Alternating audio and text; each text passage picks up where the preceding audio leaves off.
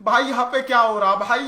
काही दिवसा पहिले ना मी ते 3 पीस शिवायला टाकलं होतं, तुम्हाला माहीतच असणार. आणि माझ्या आयुष्यात काही सस्ते नशे नाही होतील म्हणजे झालंच यार, तुम्हाला माहितीच आहे. हे पहा दादा फुल मिशीला ताव मारून दाखवण्याला मला. ठीक आहे भाई, आम्ही दोघं सोबत राहिलो ना तर एकामेकाला चिमट्या काढतच राहतो. ते जाऊ द्या, ते वेगळं टॉपिक आहे. सध्या मला जायचंय पॅन्ट शिवायला. पॅन्ट म्हणजे यार त्यांनी पॅन्ट इतकी फिट्ट शिवून टाकली ना, तर तिला थोडं लूज वगैरे करून बघू, ऍडजस्ट झाली तर खूपच चांगलं. आणि पाहतो तर काय, घरासमोर आला होता JCB.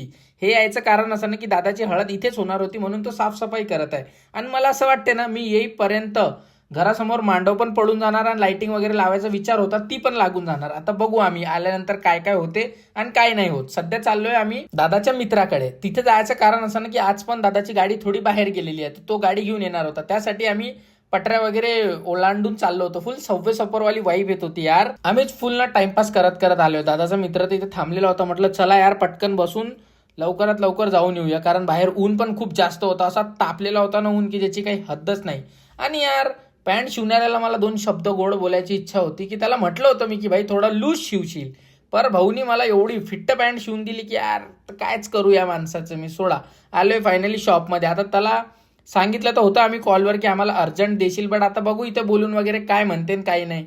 दिली आहे पॅन्ट. भाऊ काय म्हणते माहितीये का, की आ जाओ ना बोले 5-6 घंटे में. अरे मला काय पागल हो गया, हातो हात कर. दादाही बोलला तर रेडी झाला तो करायला. म्हणे थांबा म्हणे अर्धा पाऊण तासात देतो करून. म्हटलं ठीक आहे. आणि इथून निघून ना मला परत 1-2 वस्तू घ्यायचे होते. पहा कसे डोळे दाखवून घाबरत होता मला. मी स्टार्टिंगलाच बोललो होतो ना, आम्ही दोघं सोबत आलो तर नुसते मस्त्या चालू राहतात. फायनली त्यांनी दिली पॅन्ट वगैरे करून. आता मला जायचं होतं ना शूज वगैरे घ्यायला.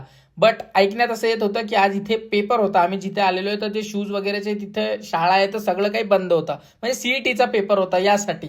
म्हटलं जाऊ द्या खड्ड्यात, मनमांडणीच बघू. त्यासाठी निघालोय आता आम्ही घरी जाण्यासाठी. पूर्ण संध्याकाळ झाली आणि घरी येऊन बघतो तर काय, जे मी तुम्हाला बोललो होतो, मांडव पण पडलेला आहे आणि घराला पूर्णतः लाइटिंग पण लागलेली आहे. आता बाकी होतं ना त्या रिकाम्या स्पेसमध्ये मांडव टाकायचा.